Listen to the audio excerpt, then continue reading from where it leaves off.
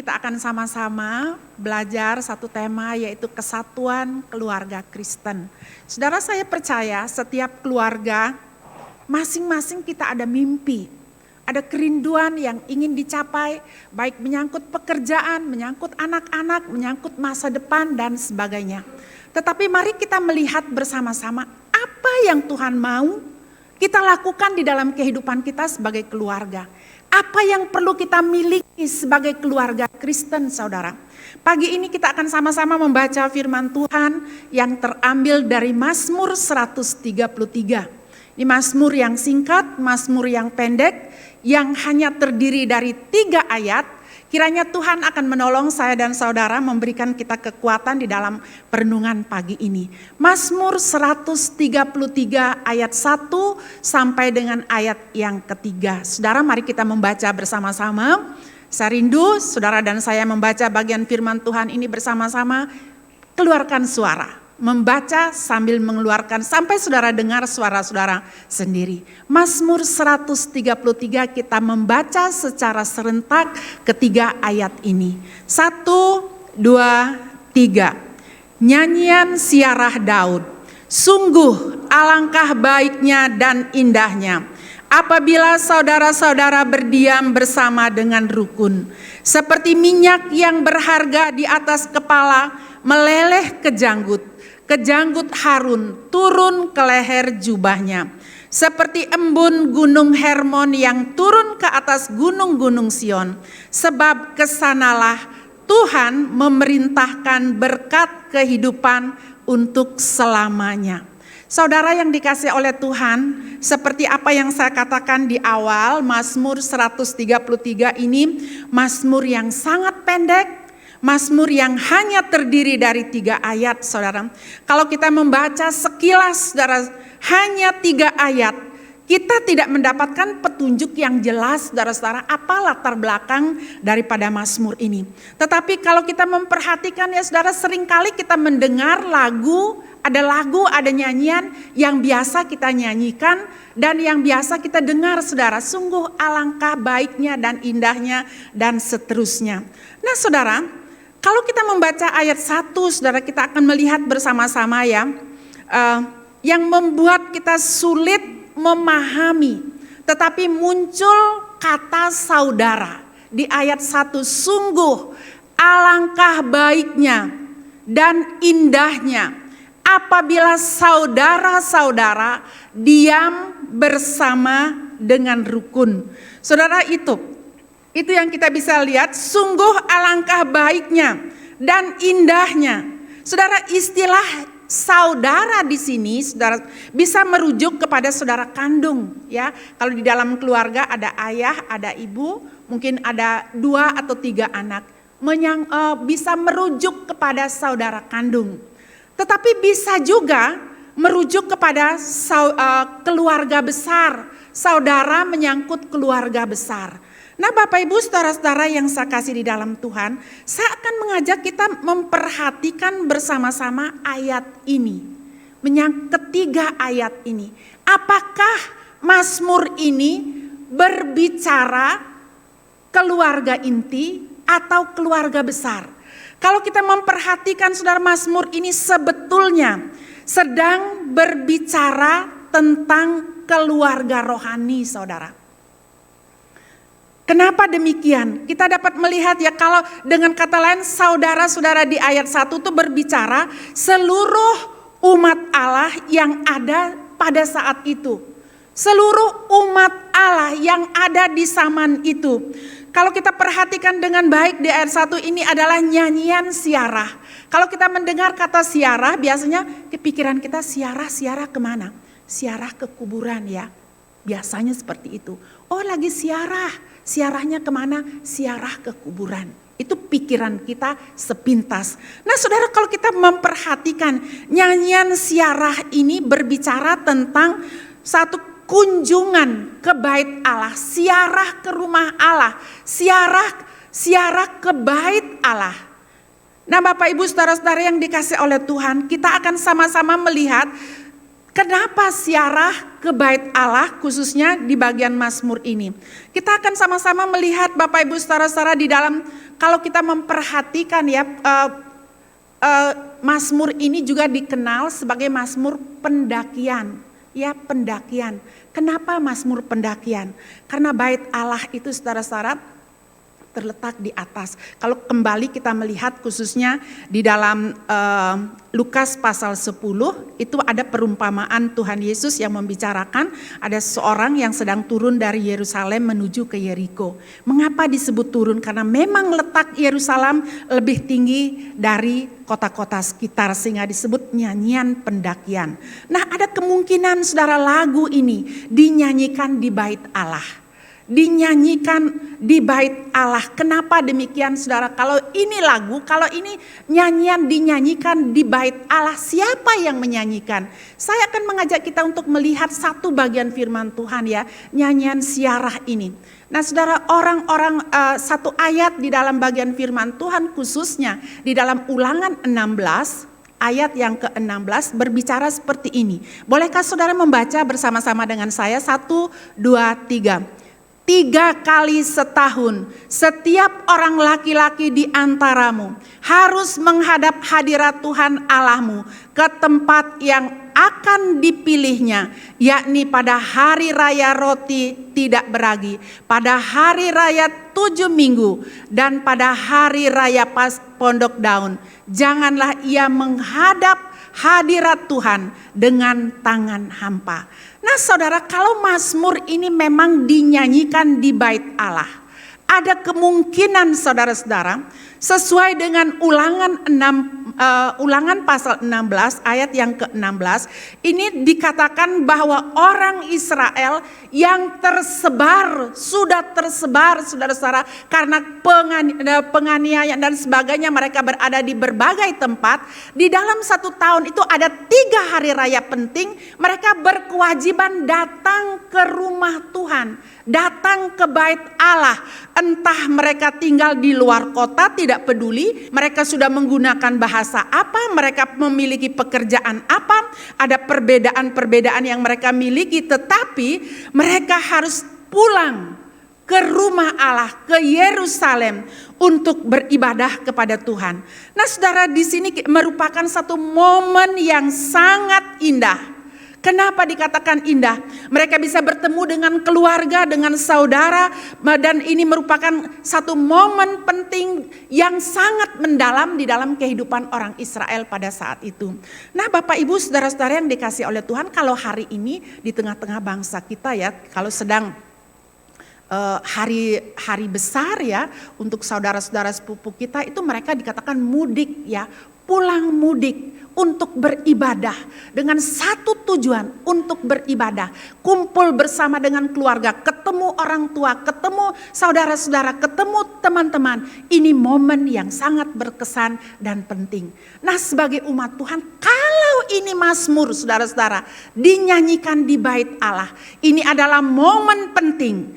Karena walaupun mereka memiliki pekerjaan yang berbeda, latar belakang yang berbeda, mungkin bahasa mereka sudah berbeda, tingkat ekonomi mereka sudah berbeda, tetapi berkumpul di rumah Tuhan dengan satu tujuan. Mereka menaikkan ucapan syukur mereka kepada Tuhan, dan ini adalah momen-momen penting yang berkesan yang mereka rasakan. Saudara, mari kita melihat bersama-sama kembali ke Mazmur ini. Isi Mazmur 133 ini apa? Ketika kita membaca saudara-saudara ayat 1, sungguh alangkah baiknya dan indahnya apabila saudara-saudara berdiam bersama dengan rukun. Yang menjadi pertanyaan, kalau sungguh alangkah baik, indah saudara, sebaik apa saudara? Sebaik apakah? Seberapa baikkah? Dan seberapa indahkah kebersamaan itu saudara? Dikatakan di dalam bacaan ini, dikatakan seperti minyak yang berharga di kepala, meleleh ke janggut, yang meleleh ke jubah Harun, turun meleleh ke jubahnya. Saudara, ini berbicara tentang apa? Seberapa baik? Muncul di sini saudara-saudara nama yaitu Harun. Kita akan melihat bersama-sama saudara, seberapa baikkah, seberapa indahkah kesatuan itu, kebersamaan itu. Kenapa dikatakan, kenapa pemazmur di sini menggambarkan saudara-saudara sangat berharga, dan penggambarannya itu seperti minyak yang berharga. Minyak apa saudara? Berbicara Harun waktu dia diurapi menggunakan minyak khusus yang diramu dengan khusus saudara. Minyak tertentu dengan komposisi tertentu. Kita tidak akan membaca kitab Keluaran mencatat tentang minyak urapan ini. Keluaran 30 ayat 22 sampai 28. Minyak itu adalah minyak tertentu dengan komposisi tertentu, bahan-bahan khusus saudara, dan diramu khusus. Dan kalau itu sudah ditentukan, Tuhan sudah tetapkan bagaimana caranya meramu minyak urapan itu, saudara, tidak boleh ada orang tiru. Kalau berani ada orang tiru, hukumannya adalah mati saudara. Kalau berani orang menggunakan minyak urapan ini untuk kepentingan lain, hukumannya mati. Mereka harus dilenyapkan. Saudara, artinya apa? Minyak ini sangat berharga. Minyak ini bernilai tinggi. Minyak ini hanya satu-satunya. Tidak bisa ditiru, tidak boleh digunakan untuk hal lain. Ini adalah minyak yang sangat penting, yang sangat berharga. Nah, Bapak Ibu, saudara-saudara yang saya kasih di dalam Tuhan, minyak ini dengan kata lain digunakan Harun berbicara tentang minyak berharga dan bernilai tinggi. Kalau kembali ke awal ya, sungguh alangkah baiknya dan indahnya. Keindahannya di mana?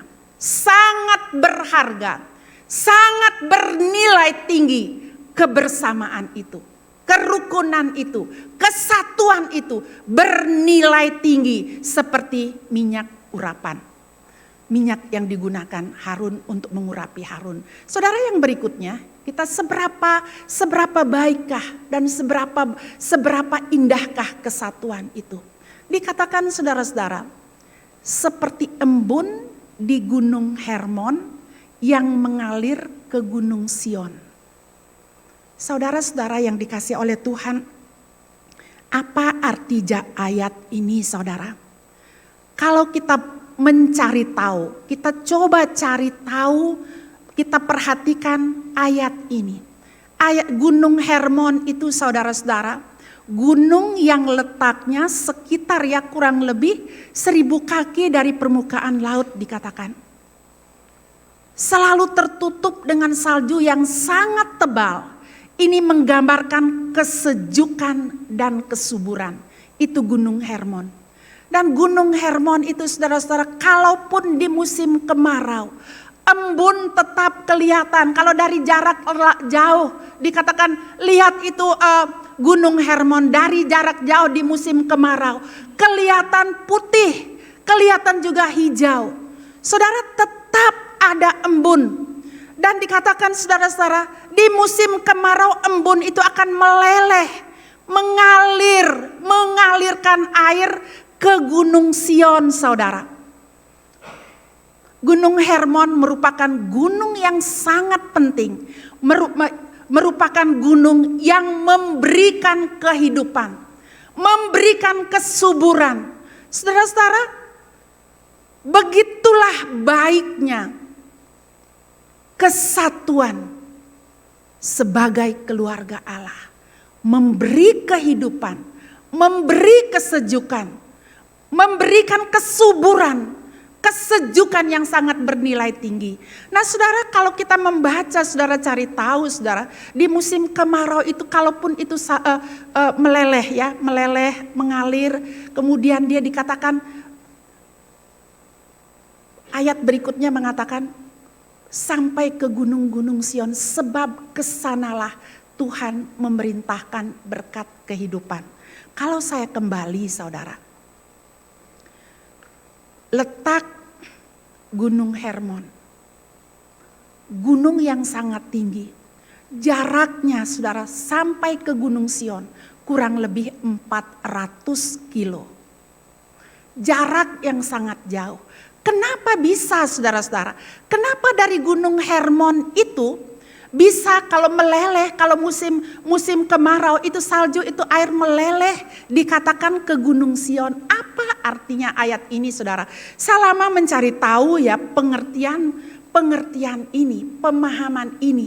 Saya berpikir saudara, sebab kesanalah Tuhan memerintahkan berkat kehidupan untuk selama-lamanya. Saya berpikir Tuhan itu memerintahkan berkat kehidupan kepada kesatuan. Ternyata bukan itu maksudnya saudara. Saya setuju dengan seorang penafsir menuliskan begini. Kemana Tuhan memerintahkan berkat kehidupan? Ternyata berkat kehidupan itu diperintahkan ke Gunung Sion. Kenapa Gunung Sion saudara? Kenapa Tuhan memerintahkan berkat kehidupan ke Gunung Sion? Karena di Gunung Sion terletak kota Yerusalem.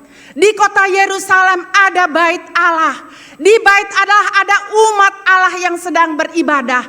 Ini berbicara perjumpaan pribadi dengan Allah. Jadi saudara-saudara, kalau ada orang rukun tanpa Tuhan, tidak mungkin saudara Tuhan memerintahkan berkat kehidupan. Tetapi saudara ini sangat jelas kemana Tuhan memerintahkan berkat kehidupan. Ternyata ke Gunung Sion. Di Gunung Sion itu terletak kota Yerusalem. Di kota Yerusalem itu terletak bait Allah. Di bait Allah itu umat Allah sedang beribadah. Sedang menaikkan ucapan syukur kepada Allah. Sedang beribadah, sedang menyembah Allah. Ini berbicara tentang perjumpaan pribadi dengan Allah. Nah Bapak Ibu saudara-saudara yang saya kasih di dalam Tuhan. Ini adalah hal yang sangat penting untuk kita renungkan bersama-sama sebagai pribadi, sebagai keluarga kecil kita, sebagai keluarga rohani kita. Tadi saudara-saudara di dalam doa syafaat Lasemeliana berdoa untuk gereja 30 tahun Tuhan sudah memimpin gerejanya di tempat ini, gereja Tuhan GKKA Panakukang di tempat ini. Saya dan saudara adalah keluarga besar, keluarga rohani di hadapan Tuhan. Kita ada satu program besar di hadapan Tuhan. Di samping kita memperhatikan keluarga kecil kita, kehidupan kerohanian kita, memperhatikan keluarga kita, memperhatikan anak-anak kita, memperhatikan kelompok share kita dan keluarga rohani kita. Saudara-saudara yang saya kasih di dalam Tuhan, berbicara perjumpaan pribadi dengan Allah itu adalah hal yang penting. Saya akan mengajak kita bersama-sama memikirkan berkat apa yang Tuhan berikan, berkat kehidupan untuk selama-lamanya. Tuhan memerintahkan berkat kehidupan untuk selama-lamanya. Kepada siapa? Kemana Tuhan memerintahkan berkat kehidupan? Ke Bukit Sion, ke rumah Allah di mana orang-orang sedang beribadah dan menyembah Tuhan. Nah saudara, kalau pagi hari ini saudara-saudara kita datang ke rumah Tuhan, tidak mudah kita beribadah, kita berjumpa dengan Tuhan secara pribadi, tidak gampang. Kadang-kadang saudara, di dalam kelemahan dan keterbatasan kita, tubuh kita ada di rumah Tuhan.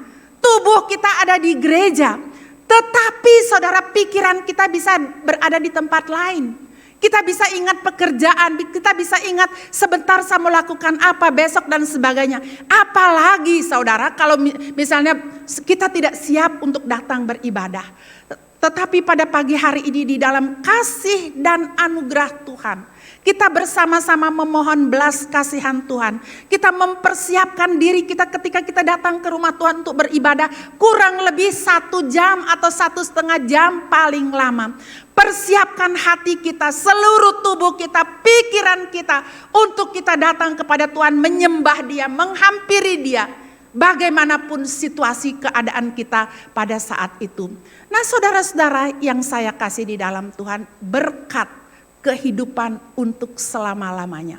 Ini berbicara tentang kehidupan dengan segala kepenuhan, kehadirannya di dalam keluarga kita.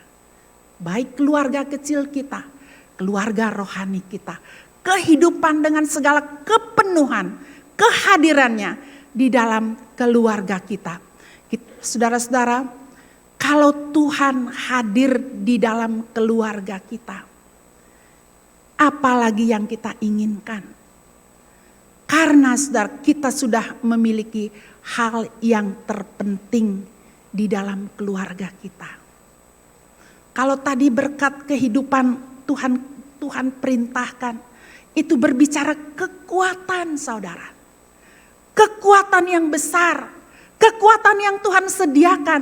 Mungkin saudara kita sedang melewati masa-masa sulit di dalam kehidupan kita. Kita berada di dalam satu titik tidak tahu apa yang kita harus lakukan. Tetapi ingatlah saudara-saudara, kalau Tuhan hadir, kalau Tuhan kita hormati, bukan hanya kita percayai di dalam kehidupan kita, apalagi yang perlu, apalagi yang kita butuhkan.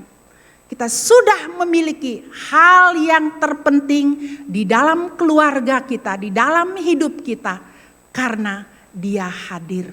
Nah saudara, perjumpaan pribadi dengan Tuhan adalah hal yang sangat penting. Kadang-kadang saudara, seperti apa yang saya katakan, di dalam perjalanan kehidupan kita tidak gampang. Ya, tidak gampang di dalam ibadah kita bisa berjumpa dengan Tuhan. Tidak mudah kalau kita di rumah sedang bersaat teduh, kita bisa berjumpa dengan Tuhan. Mungkin kita membaca Alkitab, mungkin kita berdoa, mungkin di dalam rumah kita rutin melakukan kegiatan rohani kita. Tetapi apakah kita berjumpa secara pribadi dengan Tuhan? Kita butuh belas kasihan Tuhan untuk menolong saya dan saudara di dalam melewati hari-hari kita. Nah saudara-saudara yang saya kasih dalam Tuhan, ketika saudara melihat gambar ini, apa yang saudara bayangkan? Apa yang saudara pikirkan? Tuhan memanggil saya dan saudara dengan peran kita masing-masing. Kalau saudara sebagai seorang suami, seorang papa di tengah-tengah keluarga saudara-saudara, mari kita bangkit menjadi pemenang. Jadi pemimpin rohani di tengah-tengah keluarga. Tidak cukup kita hanya mencari uang untuk memenuhi kebutuhan keluarga kita masing-masing. Mari kita bangkit saudara sebagai seorang pemimpin rohani di tengah-tengah keluarga. Kalau saudara sebagai seorang istri atau seorang ibu di tengah-tengah keluarga, mari ambil peran ini untuk menopang, untuk mendampingi suami yang kita kasihi. Mungkin ada saatnya dia lemah, mungkin ada saatnya dia tidak berdaya, baik di dalam pekerjaan, menyangkut kesehatan, menyangkut kehidupan kerohanian. Saudara, kita sebagai seorang wanita tidak boleh mempersalahkan pasangan kita kalau dia tidak mengambil peran sebagai seorang pemimpin rohani di dalam keluarga. Sebagai seorang wanita, sebagai seorang istri, sebagai seorang ibu, berkewajiban untuk mendampingi, menopang agar bisa bertumbuh bersama-sama. Nah saudara, kalau hari ini saudara sebagai seorang anak, mari pandang kepada Tuhan. Kalau saudara sebagai seorang anak, mari saudara pandang kepada Tuhan. Saudara yang masih ada mama dan papa, saudara yang masih ada orang tua di tengah-tengah keluarga, tempatkan diri kita sebagai seorang anak yang menghormati orang tua. Kalau di zamannya zamannya saya sudah seumur sekarang ini dibandingkan dengan anak-anak saudara, ada hal-hal mungkin dari segi pengalaman kita melewati, orang tua melewati pengalaman banyak hal yang kita lewati. Suka duka kita sudah melewati. Tetapi di generasi ini kadang-kadang anak-anak menganggap enteng orang tua. Mama gaptek, mama jadul dan sebagainya. Kadang-kadang muncul hal seperti itu. Mari saudara di dalam kasih dan anugerah Tuhan. Panggilan kita, panggilan saya dan saudara adalah melakukan kehendak Allah. Nah Bapak Ibu saudara-saudara yang saya kasih di dalam Tuhan, saya sangat senang kalau memperhatikan gambar ini. Kita bisa berjumpa dengan Tuhan di dalam firman. Kita bisa berjumpa dengan Tuhan di dalam doa. Kita bisa berjumpa dengan Tuhan lewat pujian, lewat nyanyian ketika kita ada di rumah. Ketika kita ada di rumah Tuhan, ketika kita berada di bait Allah seperti ini. Saudara, lagu apapun yang sedang dinyanyikan, sebenarnya saudara dan saya sedang berbicara kepada Allah yang hidup, kepada pribadi yang patut kita sembah dan agungkan. Saudara, bagaimanapun situasi suasana hati kita, persiapkanlah diri kita sebagai di dalam ibadah, saudara. Tuhan hadir di dalam keluarga kita, di dalam ibadah kita. Saudara-saudara yang saya kasih di dalam Tuhan, di waktu-waktu yang akan datang, kesempatan kita sampai berapa lama tidak tahu. Kita berdoa, sudah beberapa waktu kita berdoa, saudara-saudara, untuk pembangunan gedung gereja, untuk pembangunan sekolah yang kita gumuli. Kalau itu kehendak Tuhan, mari kita menjadi keluarga-keluarga Allah yang berdiri di hadapan Tuhan, melakukan kehendak Tuhan. Saudara, mungkin hari ini saudara datang dengan beban pergumulan di dalam keluarga. Mungkin ada yang bergumul dengan kesehatan, bergumul dengan anak, bergumul dengan masalah-masalah lain. Saudara, semasa kita hidup di dalam dunia ini, kita pasti ada pergumulan. Tetapi yang paling penting, bagaimana kita bangun hidup kita dekat dengan Tuhan setiap saat di dalam keluarga kita, di dalam keluarga kecil kita di rumah, di dalam keluarga rohani kita, kita memiliki hubungan yang benar di hadapan Tuhan. Nah, saudara-saudara, kita rindu anak-anak kita di dalam keluarga. Mereka boleh bangkit menjadi generasi yang takut akan Tuhan. Menjadi generasi yang punya nilai juang yang tinggi, yang mampu bersaing di tengah-tengah masyarakat ini, tentunya di dalam iman kepada Yesus Kristus. Saudara, saya akan tutup perenungan kita dengan satu bagian firman Tuhan. Saya sangat-sangat suka dengan ayat ini. Saya sangat-sangat diberkati dengan ayat ini. Bolehkah kita membaca bersama-sama, saudara? Di dalam Hosea 6 ayat yang ketiga. Mari kita membaca bersama-sama. 1, 2, 3. Marilah kita mengenal dan berusaha sungguh-sungguh mengenal Tuhan. Ia pasti muncul seperti fajar. Ia akan datang kepada kita seperti hujan pada akhir musim yang mengairi bumi. Saudara, kiranya ayat ini boleh menolong saya dan saudara. Marilah kita mengenal dan berusaha sungguh-sungguh mengenal Tuhan. Tuhan merindukan agar saya dan saudara kenal Dia. Bukan tahu. Kalau tahu di sini, saudara. Kenal Dia. Ini berbicara relasi. Berbicara sebuah kedekatan. Kedekatan dengan Tuhan. Mengenal Tuhan. Perlu kita doakan. Apa yang perlu kita doakan? Bukan hanya kita berdoa untuk kesehatan kita, untuk keluarga kita, untuk pekerjaan kita. Kita perlu berdoa untuk pengenalan kita akan Tuhan. Nah, Bapak Ibu, saudara-saudara yang dikasih oleh Tuhan, saya secara pribadi setelah pandemi ini, kita sudah mulai datang ke gereja beribadah. Saya paling miris, saudara, kalau hadir di kebaktian doa. Sangat sedikit. Saya berdoa sama Tuhan, Tuhan, bagaimana caranya mengembalikan jemaat Tuhan datang di persekutuan doa hari Rabu yang kita adakan. Bagaimana caranya Tuhan? Kenapa seperti mendorong batu yang besar? Tidak ada kekuatan. Apakah doa itu tidak ada daya tarik? Tidak punya daya tarik? Apakah para yang memimpin ibadah tidak punya daya tarik? Saya terus bertanya, saya terus berdoa. Saudara, momen ini, kesempatan ini penting, saudara. Saudara datang di dalam persekutuan doa untuk bersama-sama bersyafaat. Saudara sedang melayani Tuhan, sedang berdoa untuk pelayanan pekerjaan Tuhan. Saya rindu, saudara-saudara, Tuhan memberikan saudara dan saya kehausan. Saudara, ketika saya bertanya kepada seseorang, kenapa lama tidak kelihatan di persekutuan doa? Aduh, macet Bu, macet jalannya. Di rumah saja kan sama, betul sama. Saudara boleh berdoa di rumah, tetapi alangkah indahnya kalau kita menyatukan kekuatan kita, menyatukan hati kita.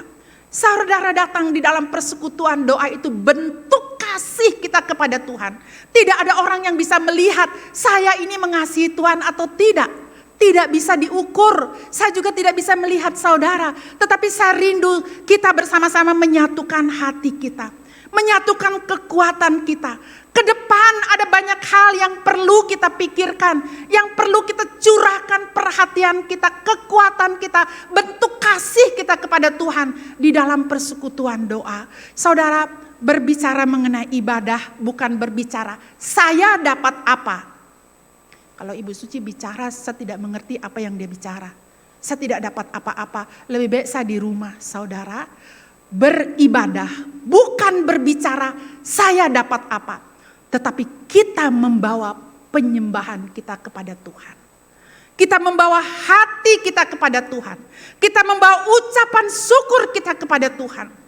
Berdoalah saudara sebelum kita datang beribadah ke gereja. Kita berdoa minta Tuhan berikan kita kekuatan supaya betul-betul waktu yang kurang lebih 1 jam ini menjadi waktu yang penting di hadapan Tuhan. Dan ibadah kita boleh berkenan di hadapan Tuhan. Kiranya Tuhan akan memberikan kekuatan kepada saya dan saudara, kepada para papa, para ibu, para anak. Kita menjadi keluarga yang bersatu untuk terus mengenal Tuhan, mengalami Tuhan, melewati situasi yang berat, tetapi tetap mengalami Tuhan hadir di tengah-tengah keluarga kita. Mari kita berdoa. Bapa yang ada di dalam surga, terima kasih untuk pagi ini. Kami bersyukur untuk firman Tuhan yang sudah kami pelajari, walaupun jauh dari jelas Tuhan. Roh Kudus kiranya akan menjelaskan di hati kami masing-masing, memberikan kami kekuatan agar kami boleh menjadi keluarga-keluarga yang tangguh, keluarga-keluarga yang kuat, keluarga-keluarga yang dimampukan oleh Tuhan menjadi berkat di tengah-tengah masyarakat ini. Pakai kami Tuhan, bentuk kami, ubahkan kami. Kalau ada hal-hal yang tidak berkenan di hatimu, Engkau ubahkan kami agar keluarga-keluarga kami menjadi keluarga-keluarga yang mendatangkan kemuliaan bagi nama-Mu. Ini doa kami Bapa, di dalam nama Tuhan Yesus kami berdoa. Amin.